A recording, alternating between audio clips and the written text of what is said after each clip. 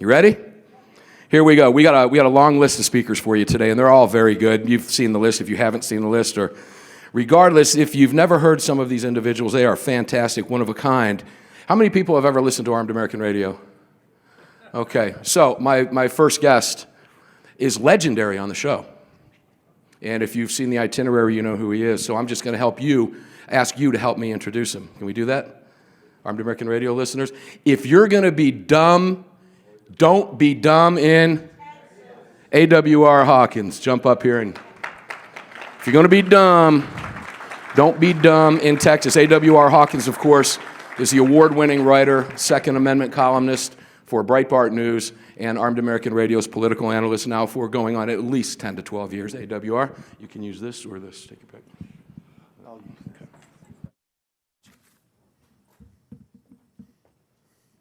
Good morning. I'm turning my phone off so that it doesn't go off while we're doing this. I want to talk to you a little bit about the Second Amendment, surprise, but really the latter part of the Second Amendment, particularly the phrase, the right of the people to keep and bear arms shall not be infringed, and literally a little shorter than that, the right of the people to keep and bear arms. I just want to talk about what that means. Probably the Second Amendment is something that unites most of us more than anything else in this room. So it's important to really understand what it means. And I'll be honest with you, under the Trump administration, I feel like we've had somewhat of a resurgence of understanding the fundamental things. It's almost like we're starting to embrace our history again. And by our history, I mean our history as Americans. And part of that is understanding what these words mean. And so I'm going to look at this. Again, the right to keep and bear arms. What does it actually mean? What rights does it actually protect? All right, and I'll tell you, when I was doing my graduate work and I would teach in the university, the thing I would see is when people could understand what their rights were or what our founders intended, they started getting this little idea in their mind that maybe they were created to be free. And maybe the founders wanted them to be free. And so I'm just telling you, understanding these words is very important. So when I ask what rights does that phrase protect, there are three answers. They're all right. And the first two are pretty obvious.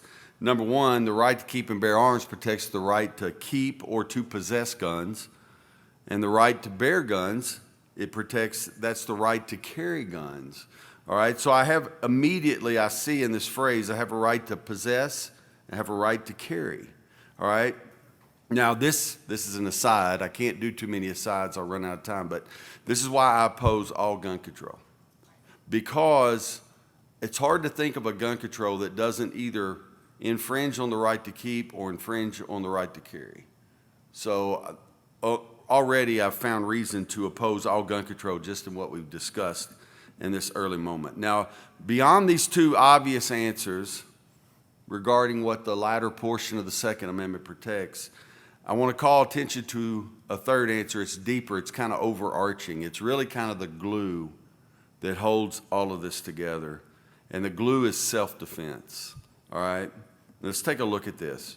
Now, I know you're here at a Second Amendment Foundation conference, so you are probably people who keep up with court decisions, as involved as the Second Amendment Foundation is in filing lawsuits to fight gun control and to protect our Second Amendment rights.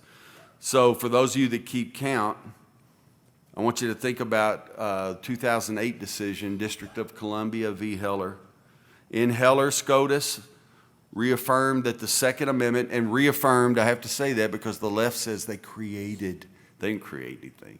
They reaffirmed that the Second Amendment protects the right to keep a gun in one's home for self-defense. So there's that first right, keep.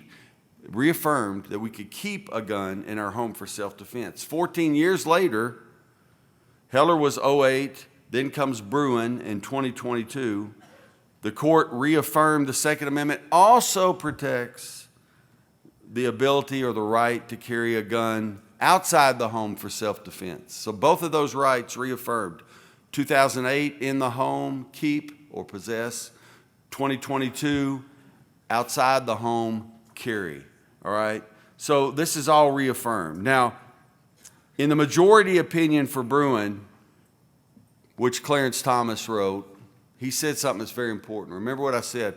I said there is a right to keep, there's a right to carry, and then these are held together by a glue. That's the third thing we see in this phrase. And Clarence Thomas is going to let us know that glue is self-defense. He wrote this: "We too argue and now hold, consistent with Heller and McDonald, that the Second and 14th Amendments protect an individual's right to carry a handgun for self-defense outside the home."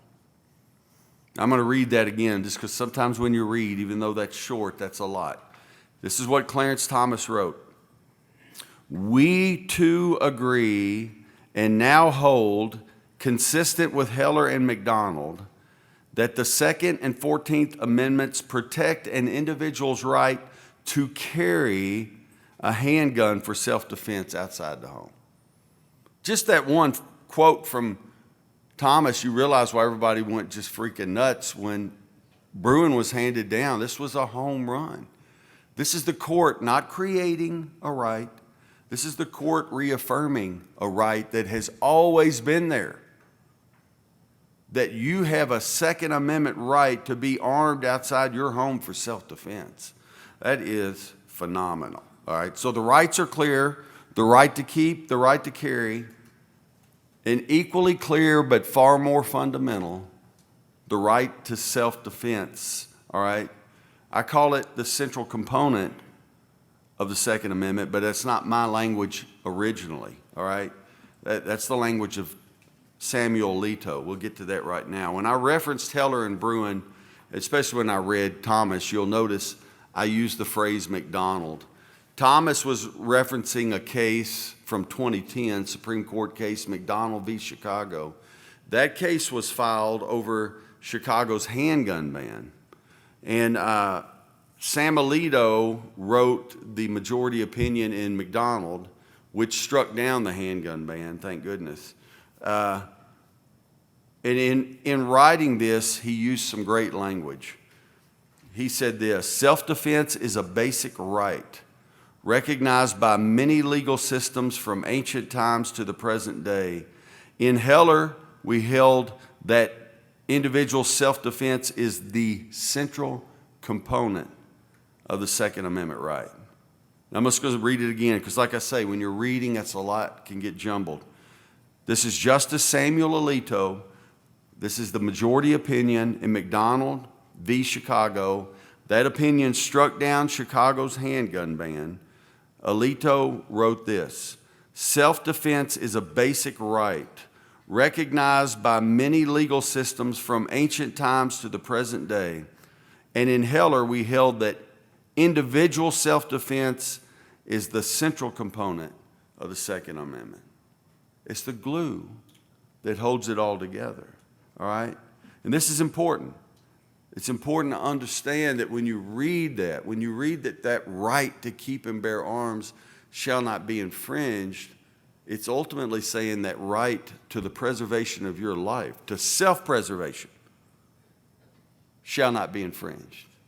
If you read John Locke, if you read William Blackstone, so that you understand the mind of Thomas Jefferson, so that you understand the mind of James Madison a little better, if you read William Blackstone, if you read John Locke, you'll understand the greatest possession any of you have. So there's got to be some folks in this room that are crazy wealthy. There's some folks in this room who aren't crazy wealthy. There's some folks in this room who are in the middle. And no matter where you are on that socioeconomic spectrum, your greatest possession is your own life. That's what our founders understood. And that's why they hedge in the right to self-defense, the right to self-preservation. And that's what you have to understand when you read this phrase in the Second Amendment. All right? I want you to think about it this way. When we gather in militia, if we ever have to do it, when we gather in militia to defend against an overarching government, in our founders' eyes, that's what? Self-defense. When we keep a gun beside the bed at night to protect our lives, it's self-defense. When you keep a gun by the nightstand in your hotel room, self-defense. When I keep a gun centrally located in my home so I can get to it if someone kicks in a door, it's self-defense. When I conceal or open carry, and I do a mix of both, when I do that throughout the day to protect myself and my family, it's self-defense. That's how important that phrase is. It undergirds everything. I like to say it this way. Self-defense is the hinge on which the door of the Second Amendment swings. All right? Now think about a door. You open that door and you close that door, and it does what it does, and it stays square in the frame because those hinges hold it. Now come in there with a hammer big enough to get the job done and just remove one hinge. That door's no good anymore. That's the role self-defense plays in our understanding of this phrase in the Second Amendment. If you read the Second Amendment and all you see is arms, then you missed it. Because the door of the Second Amendment swings on this hinge, and that hinge is self-defense. And that is the glue that holds all of this together. All right? So let me say this. The role that the right of self-defense plays is critical. That's maybe beyond critical. That might not be enough. Because every specific Second Amendment right to keep, right to bear, so on, that we exercise falls under the banner of self-defense. Now, this is why, we all went through school at different times, but this is why when I was in school, and those heathens were teaching me, they didn't want to teach me about natural law. They didn't want to teach me about natural rights. They didn't want to teach me about William Blackstone. They didn't want to teach me about John Locke. They didn't want me to read too deep into the Puritans. Didn't want that. And if you are at this point in life, at a point in life where you have kids in college, they're hiding all that from them as well. Because they don't want you to understand that the Second Amendment is deeper than it looks. They don't want you to understand what I was saying a while ago, that our founders understood from reading, especially Jefferson, reading Blackstone and Locke. That's how you see the birth of Declaration of Independence. That language you see that Jefferson used comes from them because he understood things. And they do not want you to understand the deeper things. See, if when you understand this, then you're like, gun control, even the idea of it's a joke. Because ultimately what gun control is infringing upon is your ability to preserve your own life. And our founders would have none of that, none of it. So I find gun control intolerable, at any degree. And you should too. And if you read, and if you study things, you will. I would invite you, I do it all the time, I would invite you to read Federalist 46. Federalist 46 is only about 8 pages, and it won't take you long to read it, but you ought to read it. And you can see the mind of James Madison. You'll understand why he wanted you to have guns. And I'm not being smart aleck. I love to hunt, but it's not so we can hunt, right? It's not so we could go target shooting with our kids, although that's important. But he wanted you to have guns so you could defend your life and your liberty. So that we could come together, if we have to, and stop an enemy that's coming from without or within. That's why the people have to be armed. Otherwise, we come together. How are we going to defend anything? We're going to throw books? We're going to throw shoes at them? I mean, it doesn't make any sense. But he understood self-preservation is so crucial to the Second Amendment, so crucial to our existence. And that's what the Second Amendment defends. Now, I think it was about 3 weeks after the Butler, Pennsylvania attempt on Trump's life, some reporter thought he was going to score a home run. I think you'll remember it. The reporter goes, "Did the fact that someone used an AR-15 gun," you know right there the reporter doesn't know anything, right? I'm laughing, I'm sorry. Did the fact that someone used an AR-15 gun at all change your impression of people's access to having them? And I guess he thought Trump was just going to flip all of a sudden. And Trump said, no, it didn't. Look, if we take away guns, then he goes, you just can't do it. He said, because the people need guns for protection. That's it. Trump understands. It's not what type of gun I need. I'll have whatever gun I want. But that's not what he was saying. Trump's saying they need guns because the root here is protection, self-defense, all right? Now, we could really end with that Trump quote, but there's something important to say. Since the major thing at work here is self-defense, if the central component of the right to bear arms is self-defense, maybe the word arms covers more than just guns. See, that's why they don't want you to study stuff, because then you start figuring stuff out. Maybe the Second Amendment protects whatever arm I need to defend myself, whatever arm I can get my hand on in that moment, all right?